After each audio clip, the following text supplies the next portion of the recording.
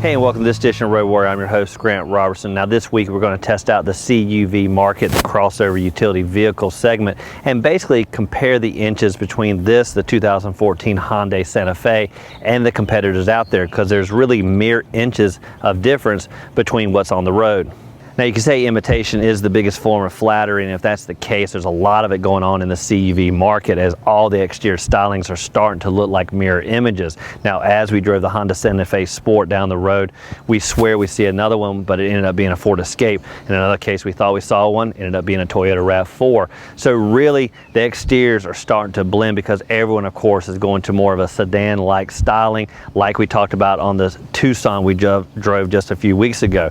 Now the exteriors again are going to blend from one market to the other, but where the differences come in is by those inches, by the overall numbers. Now when you look at the Santa Fe Sport, it's going to measure in about 184 inches overall, easily exceeding the Honda CR-V and the Toyota RAV4, which is going to measure in about 178 to 179 inches overall. Even more so is the wheelbase, stretched here at about 106 inches versus the Toyota RAV4 and Honda CR-V being about 103 to 104 inches. So what that means, of course, is better interior volume. Now compared to its sibling, the Tucson, this is easily measuring a lot bigger than that, with the Tucson coming in around about 173 inches.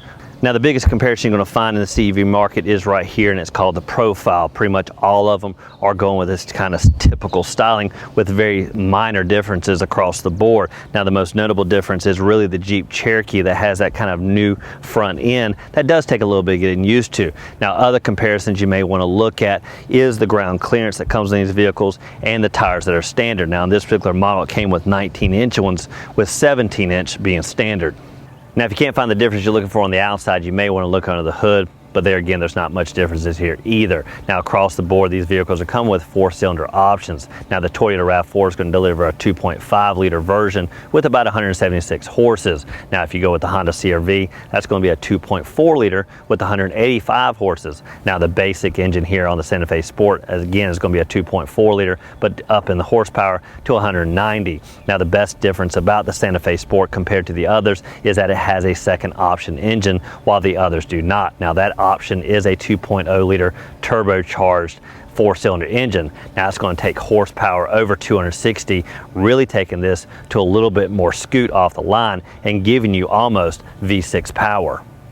Now one of the best features we like on this CUV is pretty much the compact key to go with it. Now the best feature about this, of course, it is the smart key system, allowing you to leave it in your pocket, walk up to the vehicle and get right in.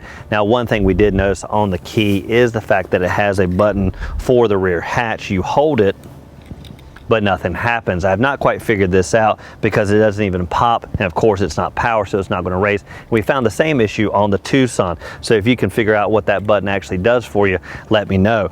Either way, you can come up and pop this quite easily. Now the one thing you're going to find in the CUV market is that the cargo volume is pretty close across the board, just like the inches are going to be pretty close overall. Now by the numbers, the Santa Fe Sport is going to come in actually a little bit less than the other two models we talked about, around about 35 cubic feet, with both the CR-V and the Toyota RAV4 averaging somewhere between 37 to 38 cubic feet. Now you wonder how that possibly is, considering this vehicle is actually numerically longer than the others. Well, it actually comes down to legroom, which we'll get into in just a minute. Now one feature that I wish they would bring back, and that used to be this kind of pop-up glass that allowed you to kind of extend items out this vehicle. Now it's really gone away by the wayside, really obviously because you got to house this kind of rear windshield wiper here on the glass. Now it wouldn't hurt if with this button that becomes useless because again holding it does nothing. It wouldn't hurt if actually this was a pop-up glass allowing this cargo to extend past this kind of smaller SUV. Now one safety feature a lot of these vehicles are coming with is the backup rear camera. Now they have it here on the Santa Fe Sport, but one feature they didn't couple it with is with backup sensors. Now I don't mind the camera, but I also like to hear if there's danger in the way. Now another nice feature we have is a full-size spare, and the best part about it is it's not actually taking up rear cargo space underneath the floor. It's actually tucked up underneath the back bottom of the vehicle, allowing pretty much you to have that lower tray underneath the cargo floor for more space and more items. Now, we talked about the cargo numbers falling just a hair short here on the Santa Fe Sport compared to the competitors, but one number that's really going to outshine is the legroom numbers. Now, up front, we're going to have about 41 inches of space, really allowing anyone to find their comfort with ease. Now, the best number truly is in the second row, around about 39 inches of space, about an inch and a half better than the competitors, again, allowing any seating position to really be comfortable. Now, one area where you can find a lot of differences is right here on the dash and the gauges. Now, a lot of competitors are going with a digital light display, but here on the Hyundai Santa Fe, they're just going with the old traditional light gauges with the huge tack on the left and the speed on the right. Now, in the center is a little bit of an information cluster that you can kind of dial in different information. Now, one feature I do love is on the steering wheel and the different controls, of course, for radio, volume, and cruise control, which is real easy to set. Now, this does have Bluetooth technology, really allowing you to kind of, have your phone connected and stream all your audio. Now, one feature I like is the ability to really pair that with ease. Now, of course, one thing to note is you can't do that while you're going down the road, so you'll have to pull over, connect it, and then resume. Now, we can all find aggravation with any vehicle, but it's hard to find it right off the bat, and that is this kind of safety system they have here on the dash. Now, it is in reference to the huge Blue Link touchscreen system that, of course, needs you to agree to this safety feature right off the bat. Now, one problem with this I find is that you have to do it every single time you're in the vehicle. Now, we talked about this on the Tucson and pretty much any Hyundai you're going to buy. Now, of course, it allows them to really kind of rest at night knowing that you've hit the agree button, but pretty much once you've read it, you know what it's saying. Now, of course, once you hit that, you're going to get past all the aggravation, and now you have the ease of the touchscreen system. Now, legroom isn't the only thing you think about when you think of comfort. It actually comes down to climate just the same. Now, on this particular model, we had dual zones up front, really allow you to dial in your specific setting, and a huge oversized fan knob to adjust the speed real easy.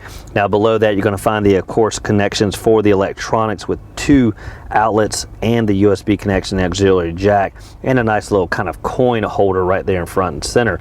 Now, what's great about this particular area is it's really open and kind of gives this vehicle a little bit more airy feel versus a huge console right there. Now, this engine is coupled with an automatic transmission, and it does have a manual-like mode. Now, that may be helpful in this particular turbocharged option, really allow you to kind of tap it into a faster gear as you scoot down the road. Now, another nice feature, of course, is the fact we have heated seats. Now, one feature that's not nice, of course, it's hot as heck outside, so we're probably not going to use them. Adding the cooled heat option wouldn't be bad in this case.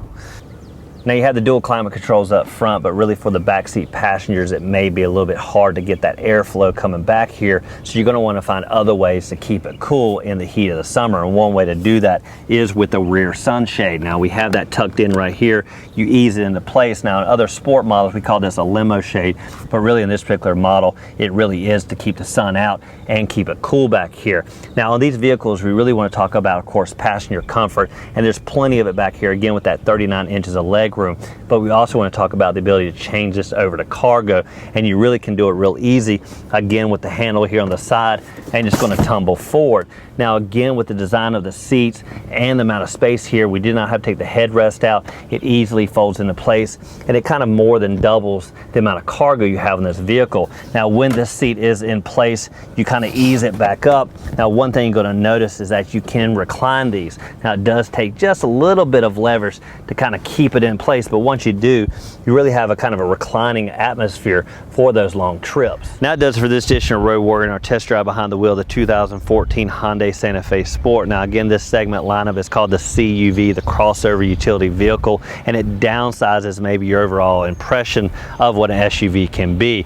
Now, again, the exterior stylings are going to mirror a lot of what the competitors have out there, so it comes down to the inches game of which one really sizes to your liking. Now, again, I'd like to thank you for watching this edition of Road Warrior. I'm your host, Grant Roberson, and as always, keep both hands on the wheel and eyes straight ahead.